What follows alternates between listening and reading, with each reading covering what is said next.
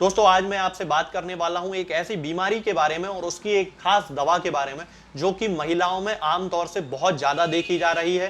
खास तौर से भारत में हर दूसरी तीसरी महिला में यह बीमारी देखी जाती है और उस बीमारी को कहा जाता है दोस्तों यूट्राइन फाइब्रॉइड, यानी कि गर्भाशय की रसौली, जिसको हिंदी में बोला जाता है।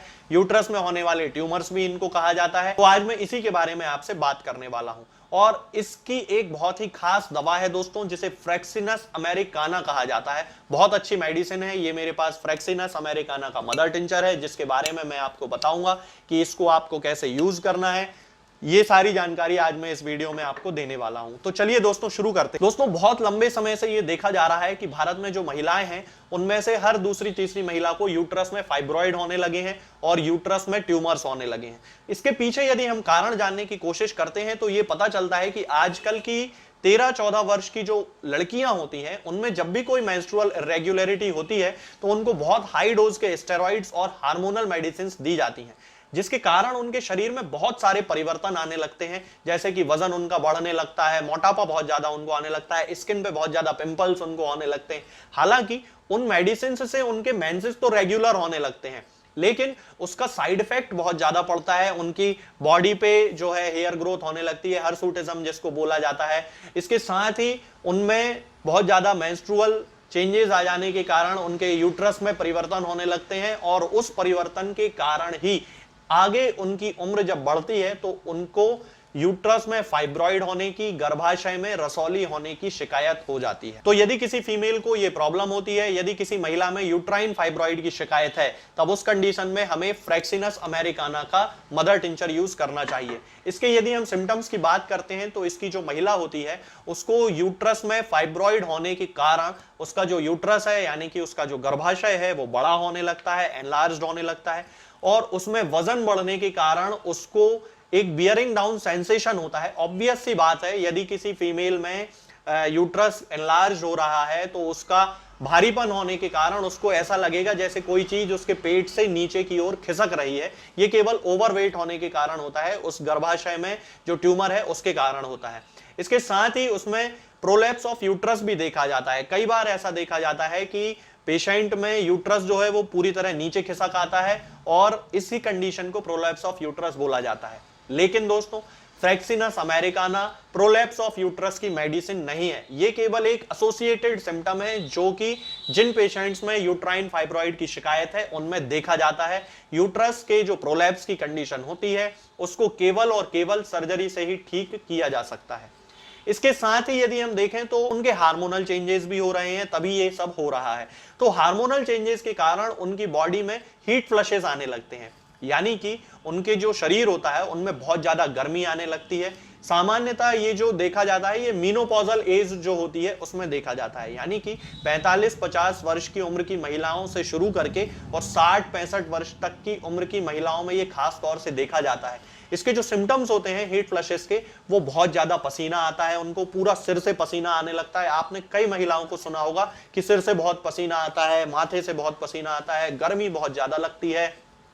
रात में जब वो सोती हैं तो उनको पैरों में बहुत ज्यादा जलन पड़ती है, एकदम से ऐसा लगता है पैर के पंजों में से जैसे आग निकल रही हो, हाथ के पंजों में ऐसा लगता है जैसे आग निकल रही हो, हाथ के पंजों में बहुत ज्यादा पसीना आने लगता है, पूरे शरीर में बर्निंग सेंसेशन होता है।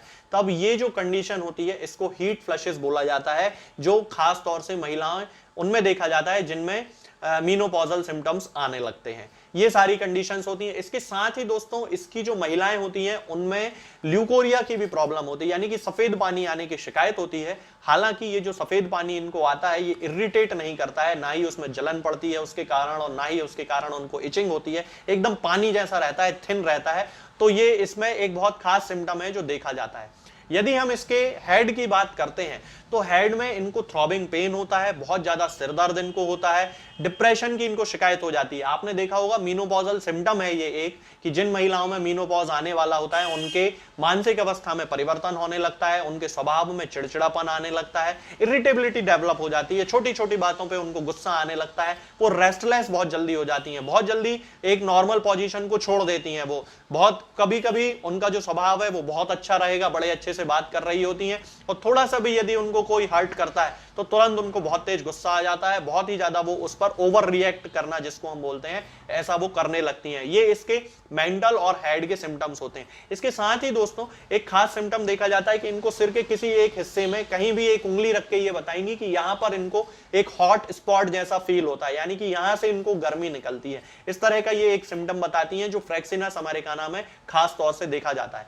इसके साथ ही इन्फेंटाइल एक्जिमा के लिए फ्रैक्सिनस अमेरिकाना बहुत ही अच्छी मेडिसिन है। इसके साथ ही इनको डिस्मिनोरिया की भी प्रॉब्लम होती है और डिस्मिनोरिया के साथ साथ इनको पैरों में बहुत ज्यादा दर्द होता है। शरीर में सबसे ज्यादा जो दर्द होता है वो डिस्मिनोरिया के साथ साथ काफ मसल में होता है, यानी कि जो पिंडलियां जिसे हम कहते हैं, पिंडलियों में इनको बहुत ज्यादा दर्द की शिकायत होती है। और खास तौर से उम्र बिल्कुल वही है, 40-45 वर्ष से लेकर 60-65 वर्ष तक की उम्र की महिलाओं में, जिनमें यूट्राइन ट्यूमर की या यूट्राइन फाइब्रॉइड की या गर्भाशय की रसौली जिसे कहते हैं, इसकी शिकायत इनको होती है। इसके साथ ही यदि हम दूसरे सिम्टम्स की बात करें कि इनमें बियरिंग डाउन सेंसेशन होता है। बियरिंग डाउन सेंसेशन हालांकि होम्योपैथी में बहुत सारी दवाइयों में देखा जाता है। यदि हम इनके एब्डोमेन की बात करते हैं तो दोस्तों एब्डोमेन में एकदम से इनको टेंडरनेस रहती है, खास तौर से इंग्वाइनल रीजन में, यानी कि पेट के निचले हिस्से में जो साइड वाइज जो पोर्शन होता है, राइट साइड और लेफ्ट साइड, जहां पर थाई अटैच होती है एब्डोमेन से, वहां पर इंग्वाइनल रीजन में यहां पर इनको दर्द होता है कि नीचे जांघों में उनका ये दर्द आता है। बहुत सारी दवाओं में और में भी ये सिम्टम देखा जाता है, लेकिन फ्रैक्सिनस अमेरिकाना में यदि फीमेल को यूट्राइन फाइब्रॉइड की शिकायत है, यूट्रस में होने वाले ट्यूमर्स की शिकायत है, तब उस कंडीशन में हमें ये दर्द देखने को मिलता है। और यदि ये दर्द होता है तो फिर उसको फ्रैक्सिनस अमेरिकाना का मदर टिंचर देना चाहिए। अब मैं आपको बताता हूं दोस्तों कि हमें फ्रैक्सिनस अमेरिकाना का यूज यूट्राइन फाइब्रॉइड के केसेस में किस तरह से करना चाहिए। तो हमें इसका मदर टिंचर लेकर आना चाहिए, इसकी पोटेंसी नहीं लाना है, हमें इसका मदर टिंचर लेकर आना है फ्रैक्सिनस अमेरिकाना का, और उसकी 10-10 बूंद दिन में 3 बार आधे कप या 1 कप पानी में मिलाकर, गर्म गुनगुना पानी हो, हल्का सा गर्म पानी कर लिया करें और उसमें मिलाकर पेशेंट को दिन में 3 बार देना है, यानी कि सुबह दोपहर शाम देना है। हमेशा ये याद रखना है कि जब भी पेशेंट को ये दवाई दें उसके 20 मिनट पहले से 20 मिनट बाद तक कुछ ना उन्होंने खाया हो। ये दवाई हमें कंटिन्यू दोस्तों 2-3 महीने तक देना चाहिए, जिससे उनके गर्भाशय में होने वाले ट्यूमर्स, उनके गर्भाशय में होने वाली रसौली, यूट्राइन फाइब्रॉइड्स ठीक हो जाते हैं और पेशेंट को ऑपरेशन कराने की जरूरत नहीं पड़ती है। तो दोस्तों आज के लिए फिलहाल इतना ही। आगे के वीडियोस में मैं आपसे बात करूंगा कुछ नई बीमारियों के बारे में और उनकी होम्योपैथिक दवाओं के बारे में। तब तक के लिए जय हिंद, जय भारत। दोस्तों फ्रैक्सिनस अमेरिकाना का मदर टिंचर आपको किसी भी होम्योपैथिक मेडिकल स्टोर या ऑनलाइन फार्मेसी पर बड़ी आसानी से मिल जाएगा। हमारे यहाँ से किसी भी मरीज को ना ही कोई दवा बेची जाती है और ना ही दवा भेजी जाती है। इसलिए इस दवा को पाने के लिए आप अपने नजदीकी होम्योपैथिक मेडिकल स्टोर या ऑनलाइन फार्मेसी से संपर्क करें। दवा को खाते समय बस ये ध्यान में रखें कि दवा हमेशा हमें खाली पेट ही खाना चाहिए। दोस्तों होम्योपैथिक दवाओं को खाने का सबसे अच्छा तरीका होता है कि हम हमेशा खाली पेट इन दवाओं को खाएं। जिन दवाओं को दिन में केवल 1 बार खाना है उन्हें सुबह खाली पेट खा लेना चाहिए, मुंह में अच्छे से कुल्ला करके, गार्गल्स करके मुंह को साफ कर लेना चाहिए और उसके बाद हमें होम्योपैथिक दवाई खा लेना चाहिए। जिन दवाओं को दिन में 2 बार या 3 बार या 4 बार खाना होता है, उन दवाओं को खाली पेट खाने का मतलब होता है कि हम उन दवाओं को खाने के लगभग आधे घंटे पहले या फिर 2 से 2.5 घंटे बाद ही खाएं। और उस स्थिति में भी हमारे मुंह में किसी भी वस्तु का, किसी भी चीज का स्वाद नहीं होना चाहिए, ना ही हमारे मुंह में किसी भी चीज की गंध होना चाहिए, जिससे कि ये होम्योपैथिक दवाएं हमारे शरीर पर बहुत अच्छे तरीके से काम कर सकती हैं।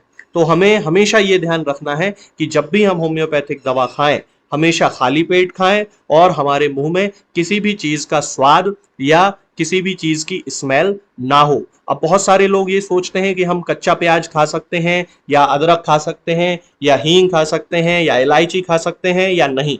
बिल्कुल आप इन चीजों का इस्तेमाल कर सकते हैं। होम्योपैथिक दवाओं को खाते समय आप इन सभी चीजों को बड़ी आसानी से खा सकते हैं। बस याद ये रखना है कि जब भी आप होम्योपैथिक दवा खाएं इनमें से किसी भी वस्तु का, किसी भी चीज का स्वाद आपके मुंह में ना हो, यानी कि जब भी आप इन्हें खाएं तो इनके खाने से या तो आधे घंटे पहले होम्योपैथिक दवा खा लें या फिर इन्हें खाने के 2-2.5 घंटे बाद, जब कि आपने मुंह में अच्छे से कुल्ला कर लिया हो, अच्छे से गार्गल्स कर लिए हो, तब इन होम्योपैथिक दवाओं को खाएं। तो आपको हमेशा होम्योपैथी के सबसे अच्छे रिजल्ट देखने को मिलेंगे। लोग गलती यही कर देते हैं कि वो प्याज खाना छोड़ देते हैं,